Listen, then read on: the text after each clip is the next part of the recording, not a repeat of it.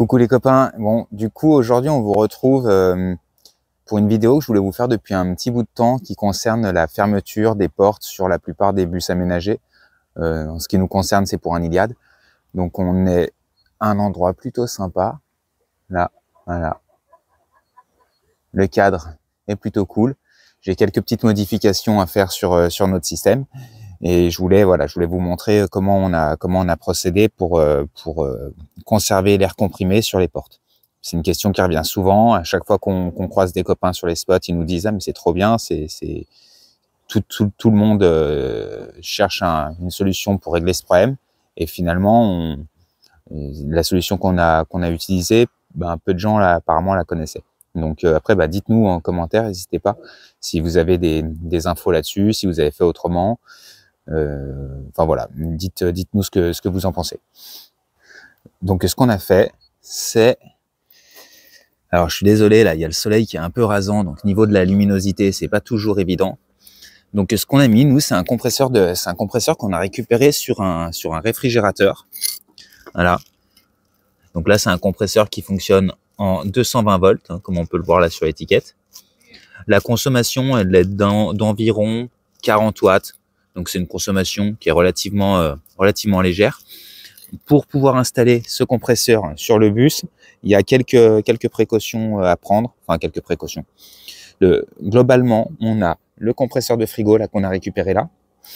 Et c'est on va dire, c'est indispensable.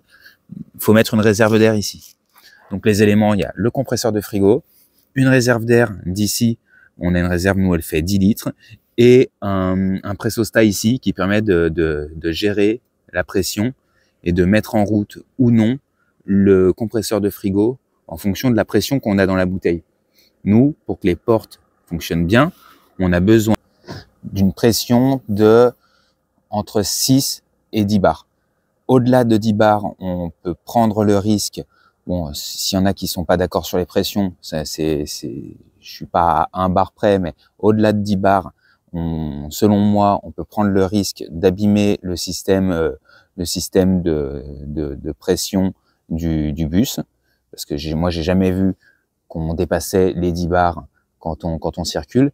Et en dessous de 6 bars, en fait, on a la fermeture des portes qui se fait pas correctement. La porte, elle vient se plaquer, puis après elle remonte, et là elle finit de se plaquer correctement pour qu'on soit, je dirais pas complètement hermétique, mais le plus étanche possible. La réserve d'air qu'on a ici, elle est capable de tenir jusqu'à 16 bars. Donc voilà, elle fait 10 litres. Et après, il y a des autres informations pour ceux qui auront fait attention. Par exemple, là, c'est marqué 2,9 ampères.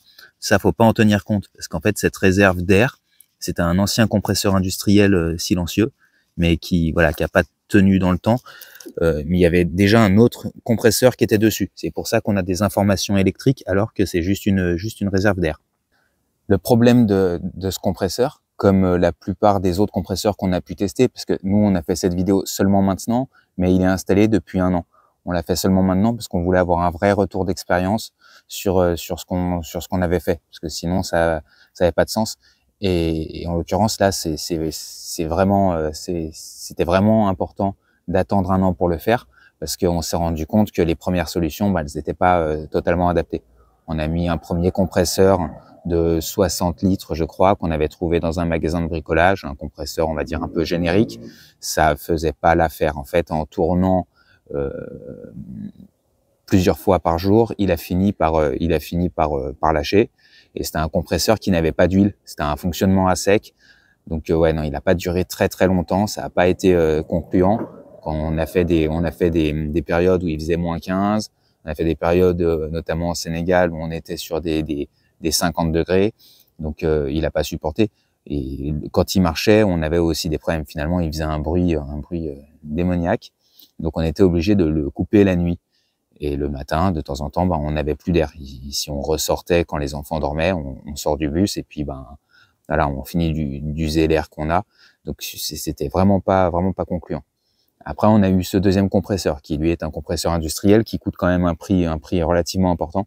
Il a quand même fini par lâcher aussi. Alors on l'avait acheté d'occasion, mais il a lâché de la même manière que le premier.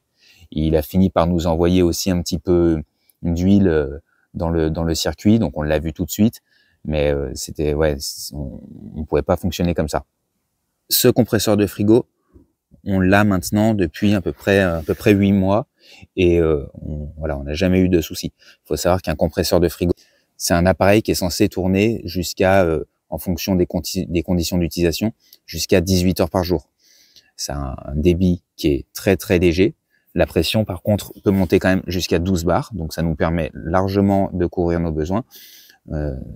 Mais ça a une autonomie qui est dans le temps, ça a une durabilité qui est vraiment énorme et c'est un produit qui est complètement abouti. On en a dans chaque frigo, ça fait des dizaines et des dizaines d'années que c'est utilisé, donc on n'a pas de problème de fiabilité, on a une durabilité qui est assez exceptionnelle et du coup on a 0 entretien aussi. On n'a pas d'huile à remettre, il peut même fonctionner s'il était un petit peu couché. Donc niveau durabilité, c'est vraiment top. Un compresseur comme ça, ça coûte très peu, ça coûte peut-être une quarantaine d'euros si on l'achète neuf. Et en plus, on peut en récupérer très facilement d'occasion sur des frigos. Je pense que vous allez en déchetterie, vous allez en récupérer un sans aucune peine. Donc le compresseur de frigo tel qu'il est là, on a 3 tuyaux qui arrivent dessus. Donc il y a les 3 tuyaux facilement identifiables. 1, 2 et le 3e qui est là. On en a un qui est pincé, celui-ci. Alors je sais pas si on arrive à bien voir là. Vous voyez, il est pincé au bout. Donc celui-ci, il sert au remplissage du gaz. Celui du remplissage du gaz, on n'y touche pas. Les 2 autres, il va falloir les couper. Alors il peut y avoir des précautions à prendre par rapport au fait que dedans on a un liquide frigorifique qui est pas bon pour l'environnement. Si vous coupez les deux tubes sans prendre de précautions et sans vider le gaz avant, il n'y a pas de risque pour vous. C'est plus un risque en termes d'écologie. Alors la quantité de gaz dedans, elle est pas énorme, hein, ceci dit. Par rapport au raccordement électrique, donc on a un petit bornier qui est dessus. Donc les 2 fils qui étaient là, ils sont assez facilement identifiables parce que finalement on a les fils qui sont là, qui vont sur le condensateur, pardon, désolé. Donc les fils qui sont là, qui vont sur le condensateur, qui doivent être conservés. On a un autre fil électrique qui lui arrive de la prise du secteur, donc pareil, facile à identifier. Et on a 2 autres fils qui vont dans le frigo. Les 2 autres fils qui vont dans le frigo, eux, c'est juste un contact pour le thermostat qui est à l'intérieur du frigo. Donc là, on les a tout simplement chantés. On pourrait y mettre un interrupteur pour mettre en marche ou stopper le compresseur. Pour démarrer et stopper le compresseur, on a un pressostat. Donc le pressostat, il est ici. Donc nous, il n'y a pas de partenariat là-dessus, mais c'est un des modèles les plus utilisés dans l'industrie. Nous, on l'a récupéré sur un ancien compresseur. C'est un Condor MDR2. L'avantage, c'est que, alors celui-ci, il a une position on-off, hein, donc arrêt à gauche et marche à droite. Et à l'intérieur, on a deux ressorts là avec des donc il y en a un là qui est bien compressé et un autre qui est de l'autre côté. C'est eux qui nous permettent de gérer la pression à laquelle il va redémarrer et la pression à laquelle il va s'arrêter. Donc je m'explique. Si on veut pas que le compresseur démarre tout le temps, à chaque ouverture et à chaque fermeture de porte, on a besoin de cette réserve d'air. Parce qu'un compresseur de frigo, il a une petite spécificité, c'est que il fait pas de bruit, comme je vous disais, il consomme relativement peu, il a une pression qui est largement acceptable. Par contre, son inconvénient, c'est que le débit il est très léger et qu'il ne peut pas être redémarré s'il a tourné pendant 20 minutes, il peut pas redémarrer tout de suite, il y a une protection thermique à l'intérieur. Il faut que la température de l'intérieur du compresseur rebaisse pour qu'il puisse redémarrer. Alors, c'est pas très long, mais ça pourrait être dérangeant et puis c'est pas à la limite qui redémarre tout le temps, c'est pas ce qui va aider à la durabilité du produit. Donc le fait de mettre une réserve d'air, ça nous permet de mettre un pressostat, d'éviter qu'il redémarre tout le temps. Le pressostat, au niveau des ressorts, on a donc 2 réglages. On a le réglage à partir la pression à partir de laquelle notre compresseur s'arrête. et la pression en dessous de laquelle il redémarre. Nous, le compresseur va fonctionner, ça va monter en pression, et quand on va arriver à 10 bars, c'est le réglage qu'on a mis, le pressostat va couper l'alimentation du compresseur. Donc l'alimentation du compresseur, elle est là. Et là, on a on va dire la partie qui va sur le secteur. Donc à partir de 10 bars, on va couper l'alimentation de notre compresseur et la pression va redescendre. Et c'est seulement quand on va redescendre à 6 bars que le pressostat va réalimenter le compresseur pour que la pression remonte. Elle va remonter jusqu'à 10. À 10, elle va être coupée. On pourra l'utiliser. Elle va descendre tout doucement. Et quand elle arrive à 6, ça redémarre. Donc, comme ça, nous, on s'est mis à 6 et 10 parce qu'en fait, c'est la pression qui était préconisée pour l'utilisation du compresseur, l'ancien compresseur, sur lequel on avait déjà un moteur qu'on a enlevé. Donc, je rappelle que la bonbonne là tient jusqu'à 16 bars. Là, pour identifier l'arrivée, en fait, il faut venir alimenter sur la partie où c'est marqué line. Donc là, on vient alimenter. On a notre neutre qui est là en bleu, qui est repéré, qui n'est pas repéré. En fait, c'est encore marqué line.